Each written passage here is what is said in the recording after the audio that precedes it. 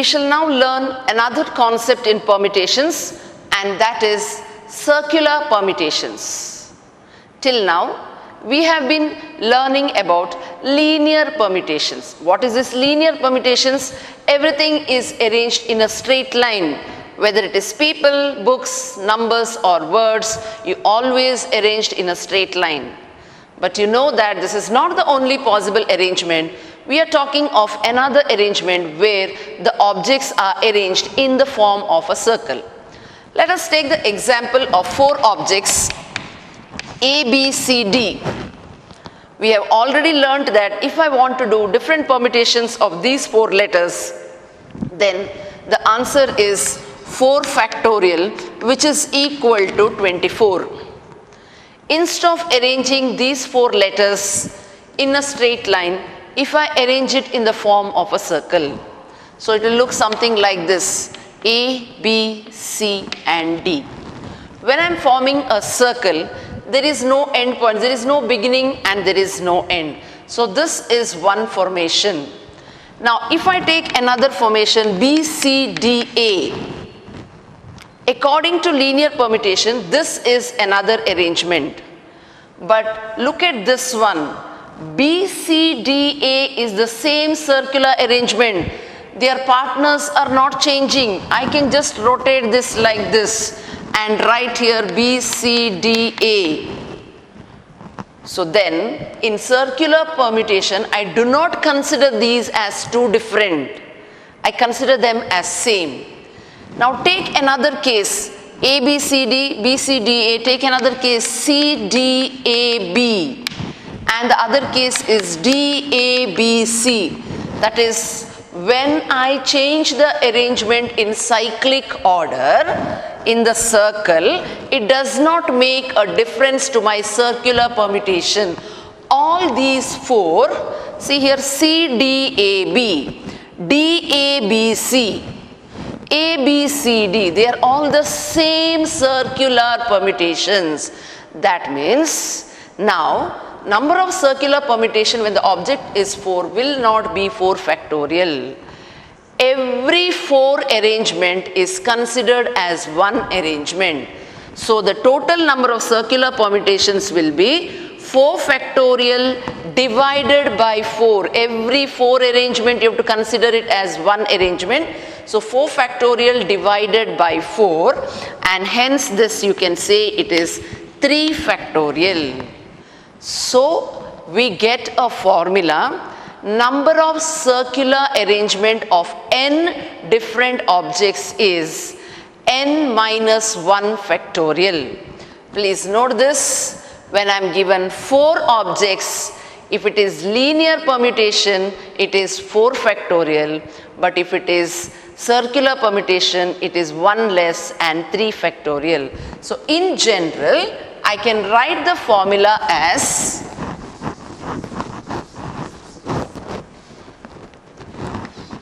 circular permutations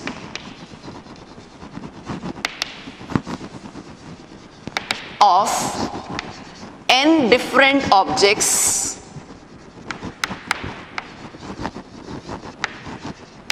is n minus 1 factorial. Now in this sum, again we have another clause. Now let us take an arrangement of 4 color beads: green, yellow, blue and red. This is one arrangement of the 4 beads in a circle. Now let me write another arrangement: G, Y, R and B. When I say there are totally n minus 1 factorial, this is counted as 1. This is counted and another 1. You notice it does not come in the same cyclic order. But do you notice it comes in anti-clockwise? So this is clockwise direction, means this comes in anti-clockwise direction. You notice that the partners are the same, but from left side they move to right side and the right side partner has moved to left side. So when I say circular permutations, I have to count these as 2 different. So in your n minus 1 factorial, so supposing you say 4 are there, 3 factorial. This is counted as one arrangement and this is counted as another arrangement. But supposing the case is of a garland. I am making a necklace with 4 colored beads. Now since it is a necklace or a chain, I can hold it in my hand. Now when I hold it in my hand, I can rotate it like this. If I rotate it like this, from this arrangement, it will start looking like this arrangement. That means when it is a garland or a chain, the clockwise and anti-clockwise arrangement can be obtained from the same arrangement. How can I count it as 2 different? I have to count it as 1. But if it is people standing in a circle, to change your anti-clockwise and clockwise arrangement, the partners have to move. They have to change their places. So there I will consider it as a different arrangement, but in garland or a necklace, I will consider it as only one arrangement. So what happens to the formula? The circular permutations of n different objects when the clockwise and anti-clockwise arrangements are not distinguishable, they are not different, they are the same. Example, garland or a necklace, the formula is n minus 1 factorial divided by 2. With board exam point of view, just remember it this way, when you are arranging people in a circle, the formula becomes n minus 1 factorial, but if it is a garland or a necklace, the formula becomes n minus 1 factorial divided by 2. So please remember when you work out this sum, first check circular permutation, whether it is people or whether it is garland or a necklace or a chain. Question 1. Find the total number of ways in which 8 different colored beads can be strung together to form a necklace. Now the moment you see it is a necklace, you know it is circular permutation. And you also know for a garland or a necklace, the formula is n minus 1 factorial divided by 2. So the number of ways is equal to n minus 1 factorial divided by 2. What is n equal to? 8 different colored beads. N is equal to 8. So the answer is 8 minus 1 factorial divided by 2, or that is 7 factorial divided by 2. This you will get mostly in your 1 mark questions. Question 2. In how many ways can 9 flowers of different colors be strung together to form a garland? Again, garland means the formula is n minus 1 factorial divided by 2. What is n equal to? N is equal to 9. So this becomes 9 minus 1 factorial divided by 2. And that is 8 factorial divided by 2.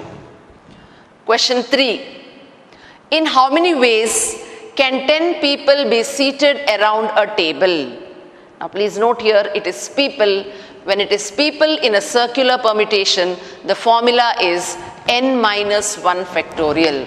So the total ways is equal to n minus 1 factorial. And how many people are there?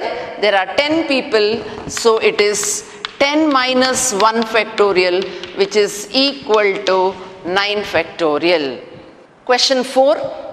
Find the number of ways in which 8 men be arranged round a table so that 2 particular men may not be next to each other. Now first thing we read in this question, round a table, circular permutation. And because it is people, the formula is n minus 1 factorial. But that's not all. There is a condition. What is that condition? The condition is 2 particular people may not be next to each other. So we recall what we have learned in linear permutation. Whoever wants to be together, tie them as 1. Not together logic is total arrangement minus together. In the remaining, they are not together. So now that means I have to go for 2 calculations. One is, what is the total arrangement? In how many both of them are together, and minus the 2 remaining, they are not together. So first I'll go for total arrangements.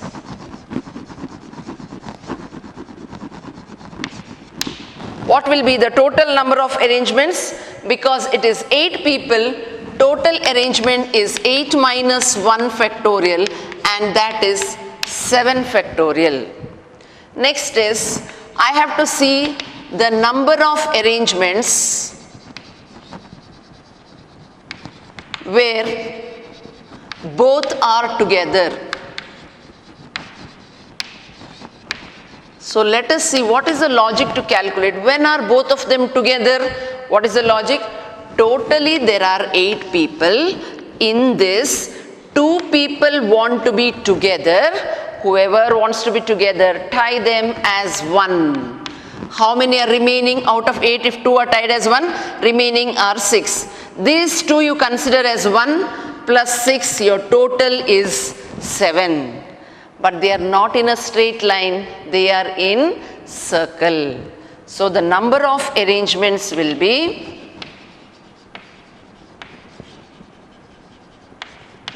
7 people in a circle. 7 minus 1, shall I write it? 7 minus 1 factorial, which is equal to 6 factorial.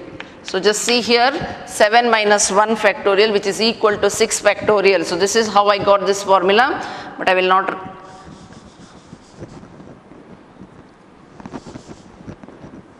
Now I'll write it directly as 6 factorial, not over, into same logic, into arrangement of what you have tied as 1.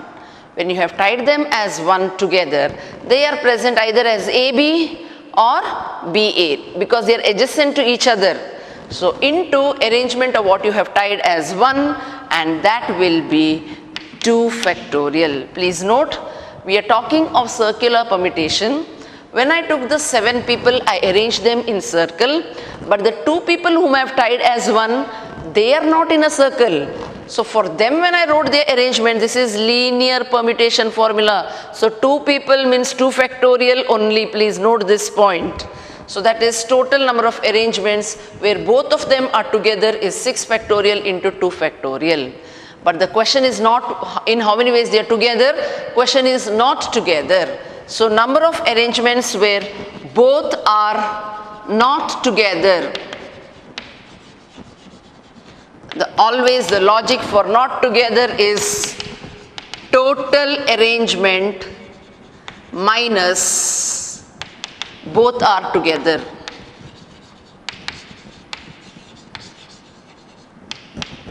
So the answer is 7 factorial minus 6 factorial into 2 factorial.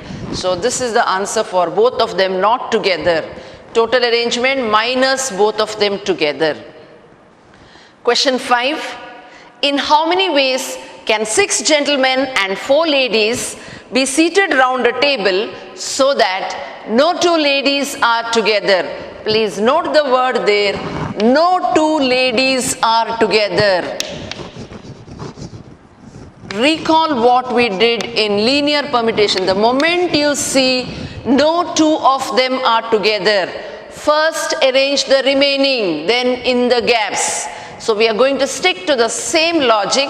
When it is no 2 ladies are together, first arrange the gentlemen. How many gentlemen are there? The 6 gentlemen. But how should they be arranged? The 6 gentlemen can be arranged in a circle. In how many ways? Please note, because it is circle and 6 gentlemen, number of arrangements is 6 minus 1 factorial, which is equal to 5 factorial. Okay, fine. We have arranged the 6 gentlemen in a circle. Let me say, I'll write something like this: G1, G2, G3, G4, G5 and G6. This is, please remember, circular permutation. The logic is the same, but the arrangement is not linear, it is circular. So first arrange the gentlemen, then in the gaps. Now I need to know, when it is a circular arrangement, how many gaps are there? Just recall when it was linear. When it was in a straight line, if there were 6 people, number of gaps was 1 more. It was 7. Will it be the same when we come to a circle, or will it be different? Let us see here and let us count here. When there are 6 people, when I count the gaps, 1, 2, 3, 4, 5 and 6. Note the difference. When people are in a circle, if there are 6 people, number of gaps also is equal to 6. But when it is a straight line, it becomes 1 more. That means now, in the 6 gaps, I have to arrange the 4 ladies.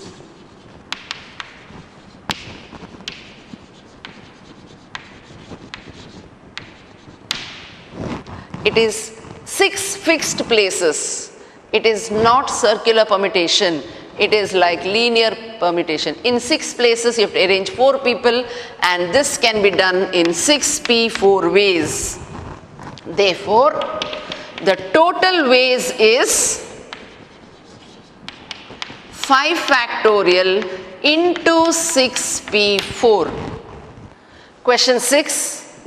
In how many ways can 10 beads of different colors be strung into a necklace if red, green and yellow beads are always together?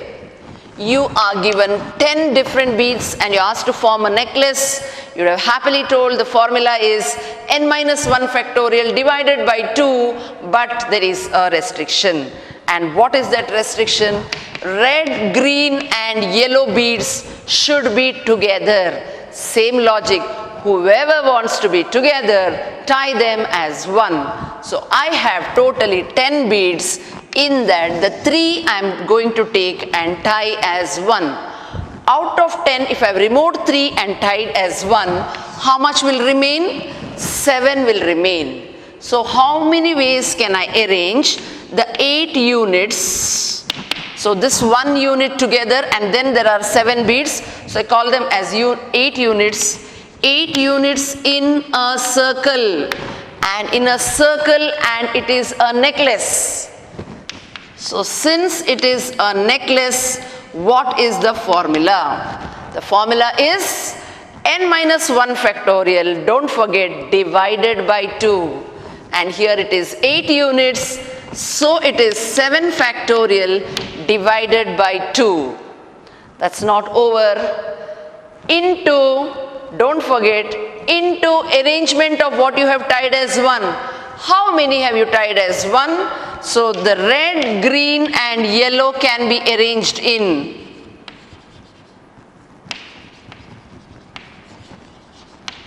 Three of them next to each other, linear permutation. So 3 of them can be arranged in 3 factorial ways. Therefore, the total ways or the total number of necklace is equal to 7 factorial divided by 2 into 3 factorial. Question 7. In how many ways can 6 boys and 6 girls be arranged in a circle so that no 2 boys are together? 6 boys and 6 girls have to be arranged in a circle so that no 2 boys are together. Now, again note the word, no 2 boys are together. Whenever we come across no 2 are together, first arrange the remaining. So other than boys, remaining are the girls. So first arrange the 6 girls. So the 6 girls can be arranged in how many ways? Because it is a circle, the 6 girls can be arranged in n minus 1 factorial ways, and that is 5 factorial ways. Now, when it is no 2 boys are together, after arranging the remaining, next is in the gaps. You know it is circular permutation.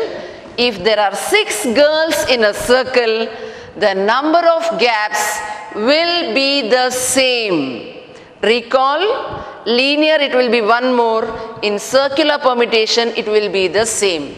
So in the 6 gaps, how many have to arrange? The 6 boys can be arranged in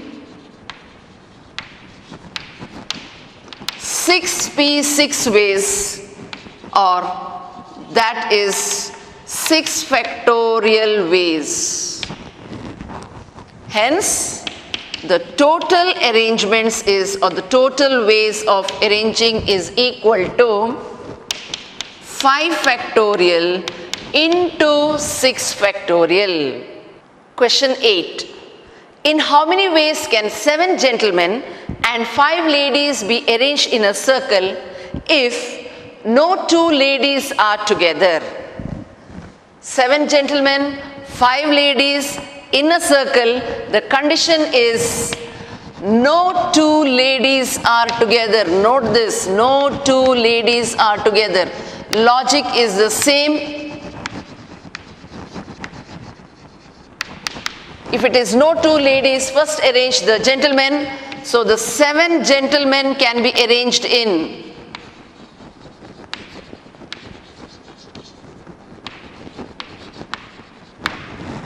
circular permutation, 7 people, so n minus 1 factorial, that is 6 factorial ways. If there are 7 people, how many gaps? There will be, because it is circular, again there will be 7 gaps, and in the 7 gaps, the 5 ladies can be arranged in 7p5 ways, and therefore the total ways is 6 factorial into 7p5. Question 9. Find the number of ways in which 10 flowers can be strung into a garland if 3 particular flowers are always together. You have 10 different colored flowers and they have to be strung into a garland. The moment you see the word garland or a necklace, what is the formula? n minus 1 factorial divided by 2. But here there is a condition. What is the condition? 3 flowers should be always together. Out of 10, there are 3 flowers which should be together. Whoever wants to be together, tie them as 1. And then there are remaining 7. So 1 plus 7, total is 8 units. So you have to strung 8 units in a form of a necklace.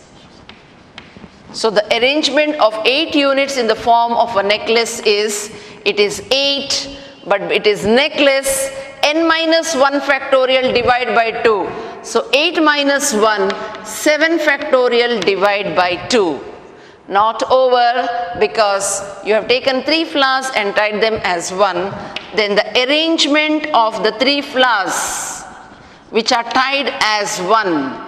So the arrangement of the 3 flowers, the 3 of them are together in a straight line, linear permutation. So it is 3 factorial. And therefore the total ways is 7 factorial by 2 into 3 factorial. Now we shall discuss about combinations. We are done with permutations. We move on to combinations. What is combinations? Just see the definition. The number of selections of n different objects taken r at a time is given by the formula NCR. So NCR means choosing r objects from n objects. By choosing, it is understood that the order does not matter. When the order does not matter, we go for the formula NCR. And NCR is equal to n factorial by n minus r factorial, r factorial. Let us see how to calculate these values. For example, if I have to calculate 10C3, how do we calculate 10C3 using the formula? N is 10 and r is 3. So apply the formula. 10 factorial divided by 10 minus r. So 10 minus 3, that is 7 factorial into r factorial, and that is 3, so that is 3 factorial. So let us see how to do this. 10 into 9, 8, 7, 6, 5, 4, 3, 2 and 1. This is 7 factorial can be written as 7, 6, 5, 4, 3, 2 and 1. And then 3 factorial is 3 into 2 into 1. Now see here, 7, 6, 5, 4, 3, 2, 1 and this 7 factorial gets cancelled. So what we are left with, 10 into 9 into 8 divided by 3, 2, 1. So if I don't want to use the formula and if I want to calculate it directly, just see here, starting from 10, 3 factors, same like permutation. What is extra? Divided by r factorial is extra. So you notice here, this much is your NPR formula itself. What is extra is divided by r factorial. So if I want to go for the shortcut method, use the same logic of permutation and add one extra divided by r factorial. So instead of doing it this way, now the other way of doing it directly is 10C3 is equal to, starting from 10, 3 numbers, 10, 9 and 8 divided by 3 factorial. So that is 3 into 2 into 1. So this is how you can calculate 10C3 directly using the shortcut method, or you can also calculate it using the formula method. Let us now discuss some properties of NCR. The proof of these properties are not required for our syllabus. It's not included in our syllabus, but we'll just go through the properties which will help us to solve the problems. Now the first one gives you the relation between NCR and NPR. Now NPR, if you divide by r factorial, you will get NCR, or NPR divided by NCR is equal to r factorial. So this gives you the relation between permutation and combination. Next one, NC0. NC0 means choosing 0 objects, and this can be done only in one way. NCN is choosing all the objects. Choosing all of them also can be done only in one way. So NC0 and NCN is equal to 1. You can also calculate it using the NCR formula itself.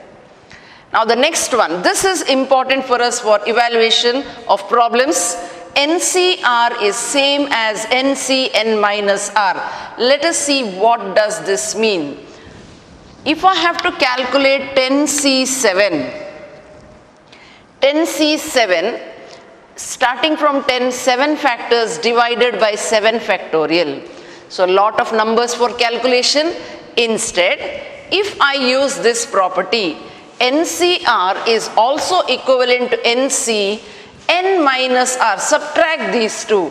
So 10C7 is also equivalent to 10C 10 minus 7 n minus r, that is 10C3.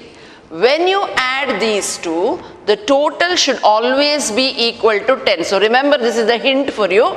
When you write like this, when you add these two, total should be equal to n. So instead of calculating 10C7, our work gets reduced if we can calculate 10C3, because here you have to take only 3 factors and you have to divide by 3 factorial. So this is how you can use this property for your calculations. Next, fourth property. If NCR is equal to NCK, one option is that these two numbers are also same, but need not be always, like how you saw here. 7 and 3 are not equal to each other, but what is the condition? When I add 7 and 3, it should be equal to n. So the condition is either r is equal to k or r plus k is equal to n. The next one, n plus 1 CR is equal to NCR plus NCR minus 1. You could take some examples and calculate and see that this property holds true. Now just see here, this is n plus 1. Here these two are 1 less than this one. And here it is 2 consecutive numbers. And here it is among the 2 consecutive numbers, it is greater of the 2 numbers. So if I take this example, if I take 10C8 plus 10C7, does it look like the right hand side of the formula? Both of them are same, n and n. So here also 10 and 10. 2 continuous numbers, r and r minus 1. 2 continuous numbers. What will this be equal to? This will be equal to, come here, increment by 1. So n means it becomes n plus 1. So this will be 11C. Among the 2, which one should I write? R and R minus 1, greater of the 2. So the greater of the 2 is 8. So this is equal to 11C8. So this is how you can apply this formula for the calculations. Based on these formulas, we could get a few 1-mark questions. So we'll work out those examples now. Take the first problem. If NC10 is equal to NC5, find n. So if you get a sum like this, NC10 is equal to NC5, find n, looks like which property? Looks like the fourth one, because both of them are same. Then what does the property say? Either r should be equal to k, or when I add it should be equal to n. Now surely 10 is not equal to 5, so the only other possibility is when I add these two it should be equal to n. So n is equal to 10 plus 5, which is equal to 15. As simple as this. This is a 1-mark question. Second example, example B. If NC5 is equal to NC3, we are asked to find NC5. I am asked to find NC5, but I don't know the value of n. To calculate the value of n, I will use this information. Now given to me NC5 is equal to NC3. Immediately I know that n will be equal to 5 plus 3. So n is equal to 5 plus 3, and that is 8.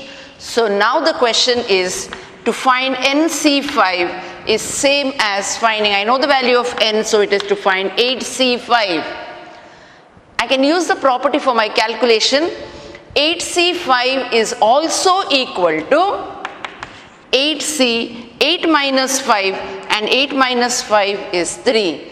So 8C3, let us calculate what is 8C3. Starting from 8, 3 factors, 8 into 7 into 6, divided by 3 factorial when it is C. When it is permutation, divide by 3 factorial is not there. When it is combination, you have to divide by 3 factorial. 3 into 2 into 1, that is 6, and 6 gets cancelled, equal to 56. So we got NC5 is equal to 56. Question C. If 25CR plus 3 is equal to 25C2R minus 3, then find R. Now which formula comes to our mind? This formula. Either R is equal to K or R plus K is equal to N. We most of the time use R plus K is equal to N. This is the first thing that comes to our mind. So probably we'll start with R plus 3 is equal to 2R minus 3, or R plus 3 plus 2R minus 3 is equal to N, and that is 25. So please note that there are both the conditions here. It could be either R equal to K or it could be this condition. Now let us evaluate both the conditions. Now when I calculate here, take R minus 2R is equal to minus 3 minus 3. So minus R is equal to minus 6, or R is equal to 6. So this is giving me an answer, R is equal to 6. Now I'll see the other condition. It could be this or this one. If it is this condition, what do I get? 3r is equal to 25 or r is equal to 25 by 3. Now we know that r stands for number of selections. You cannot select fractions. It has to be an integral value. So this is not possible. If you had got an integral value, then I would say both of them are the right answers, but now the other one is not possible. So the only possibility is that r should be equal to 6. Therefore, r equal to 6 is the answer. Example D. If 9cx plus 9c7 is equal to 10c7, find x. Which property? Looks like this one. Both of them are same, and here it is increasing by 1. Compare it, 9, 9, and it is increasing by 1. Then what should these two numbers be? These two should be consecutive numbers, and this one should be greater of the two. If the greater of the two is 7, then this one must be equal to 6. So this stands for r, and this stands for r minus 1. So just by looking at it, you could say that x is equal to 6 directly. Therefore, x is equal to 6 because NCR minus 1 plus NCR is equal to n plus 1 CR, comparing with this formula. Example E. NPR is 30,240. NCR is equal to 252. You are asked to find what is the value of R. Now we know the relation between permutation and combination, and that is NPR divided by NCR is equal to R factorial. So let us calculate this one. 30,240 divided by 252 must give me R factorial. If I calculate this one, I'll get R factorial is equal to 120. Now 120 is factorial of which number? You have your calculator, start multiplying 1 into 2 into 3 into 4 till you get 120. So when you multiply 1, 2, 3, 4 and 5, you will get 120. So we know that 5 factorial is equal to 120, which implies R is equal to 5. Next example. If NP5 is equal to 24 into NC4, find the value of N. What is NP5? Now you notice here, not compare these two because they are two different cases. The R value is not the same. So we will go for the formula. What is NP5? NP5 is starting from N, 5 factors. So N, N minus 1, N minus 2, N minus 3 and N minus 4. This is equal to 24 into NC4. NC4 starting from N, 4 factors, but divided by 4 factorial. So 4, 3, 2 and 1. Now let us see if anything gets cancelled. Here 4 factorial is 24. 24 and 24 gets cancelled. And then what are we left with? N, N minus 1, N minus 2, N minus 3. Here also N, N minus 1, N minus 2, N minus 3. All the terms get cancelled, but we are left with left hand side is N minus 4. Right hand side everything is cancelled, means we are left with, be careful, 1. So this is equal to 1, and from there N is equal to 1 plus 4, and that is N is equal to 5. Example G. If NPR is equal to 240, NCR is equal to 120, you are asked to find the values of N and R. Again we go for the relation between NPR and NCR. Both of them are same, so we can go for the formula. And what is the relation? NPR divided by NCR is equal to R factorial. So NPR divided by NCR, will be equal to r factorial, and NPR is 240 divided by 120 is equal to r factorial, which implies r factorial is equal to 2. Factorial of which number is 2? 1 into 2. So we know 2 factorial is 2. So which implies 2 factorial is equal to 2. So from there we get r is equal to 2. I got the value of r, but here it tells I should find n and r. So I need to find the value of n also. I can use any one of the two equations. Let me go for the first one. NP, now I know the value of r is 2. NP2 is equal to 240. What is NP2? N into n minus 1 is equal to 240. Either you solve this quadratic equation and get the value of n, or else you go for inspection method. By inspection, you can guess what is the value of n. Product of two continuous numbers should be equal to 240. So if I take n as 16, n minus 1 will be 16 minus 1, 15. 16 into 15 is 240. From there I get n is equal to 16. Other method is expand this and solve it like a quadratic equation, where also you have to search for the two factors and you will get two answers probably. One will be negative, n cannot be negative, ignore the negative answer and you will get only one answer. We shall now discuss some important formulae or some useful formulae which will help us working out the problems from the exercise.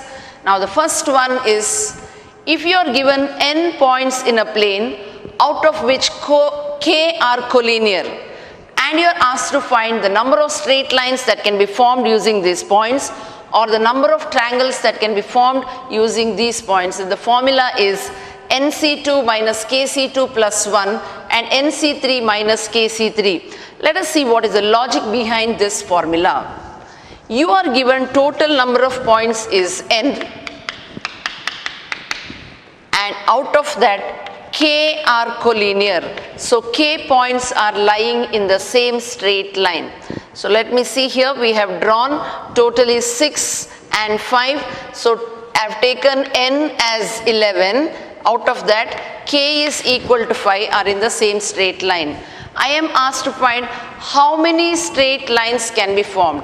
If I have to draw a line, I need to join 2 points. Now join 2 points like this. Now when I join these 2 points, if I name them as AB, AB is one line. But what about BA? Does it give me a different line? No. AB and BA both are considered as one, and hence it belongs to the category of combinations. So this consider as combination. So this is one line. So like this I can go on finding the different number of lines. So basically what I'm doing is different ways of selecting 2 points. Whenever I choose 2 points, I get a line. So we say the formula is NC2. Now, what happens when I select both the points from here? Since all these points are collinear, supposing I choose the first and second, I get this line. I choose the first and third, I am getting the same line. First and fifth point, the same line. Second and fourth, third and fifth, all these are giving rise to the same line. But I have considered them as different lines in my formula of NC2. So when did this ambiguity arise? When I took both the points from the collinear points. So what should I do? Since I've counted all of them as different and they are not different, I have to subtract them. So subtract all those lines obtained when you are choosing both the points from the k collinear points. So now that I have subtracted all the points, again look at it carefully. All these KC2 are together equivalent to one line, but I have subtracted that also. So what I have to do is now I have to add 1. So it is NC2 minus KC2 plus 1. This is for number of straight lines. Now, if the question is how many triangles can be formed? When I am forming triangles, I know that I have to connect 3 points. Again, the order of the points does not matter. When I draw the triangle ABC, BCA, it's the same triangle. Order does not matter, and hence it comes under the category of combinations.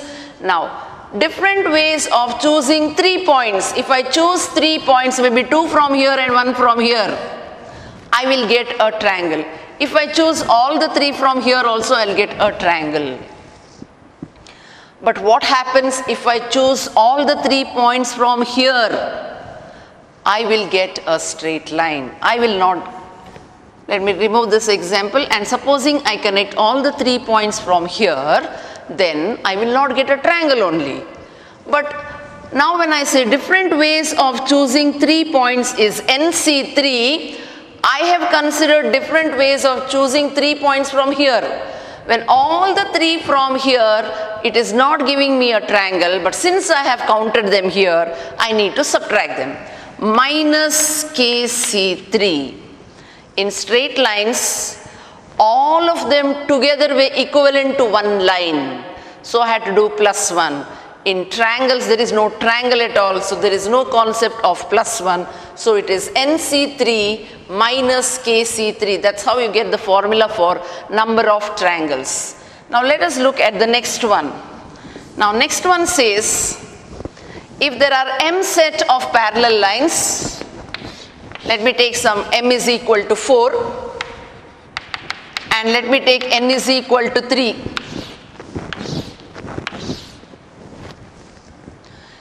You see that there are 4 lines, parallel lines, which are intersecting 3 parallel lines, and the question is how many parallelograms can be formed? When you look at it directly, you may be tempted to say that it is 6. 1, 2, 3, 4, 5, 6. But these are not the only parallelograms. You can find more. Take them 2 at a time. So 7, 8, 9. Not over 2 at a time. 10, 11, these two 12, and here 13. Now take 3 at a time. 14, 15, take 4 at a time. 16, and this for 17, and then the complete one 18. So I can count that there are 18 parallelograms, but this is not a nice method.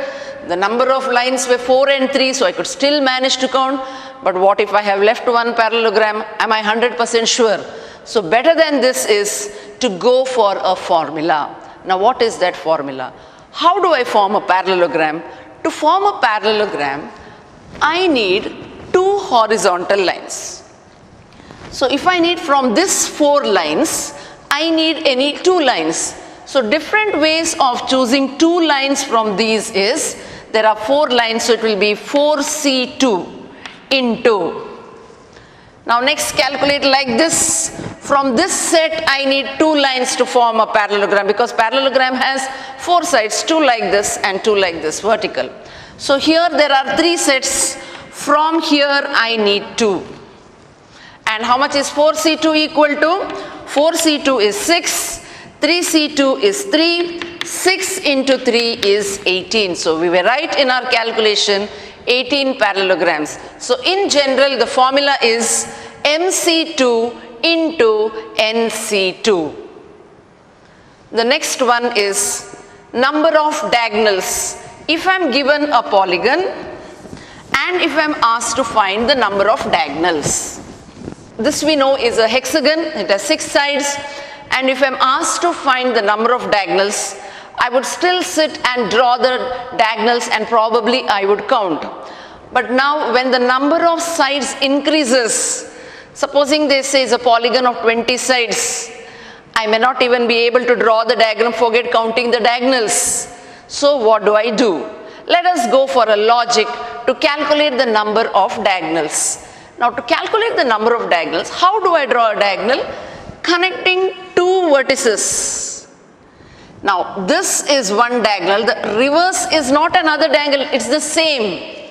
Order does not matter, and that's why it comes to the category of combinations. Now I know that if I choose any 2 points and join them, I will get a diagonal. So I will say the formula for number of diagonals is NC2. Now, what if I choose 2 adjacent points and connect them? This is not a diagonal. This is one of the sides. So that means what we told was not exactly correct. When I join any 2 points, what I will get is either the diagonal or a side. That means NC2 is equal to number of sides plus diagonals. But I want to count only number of diagonals. So I should minus the number of sides. If there are n vertices, we know there are n number of sides. So minus n. If you apply the formula, NC2 is n into n minus 1 divided by 2 factorial, and simplify this, this will simplify to n into n minus 3 divided by 2. So logically this is the formula. You can also memorize this itself as the formula for number of diagonals, n into n minus 3 divided by 2. The last one is number of handshakes. If there are n number of people and each one shakes hand with the other, what is the total number of handshakes? 2 people are giving a handshake, that means A and B shaking hands is considered as one handshake.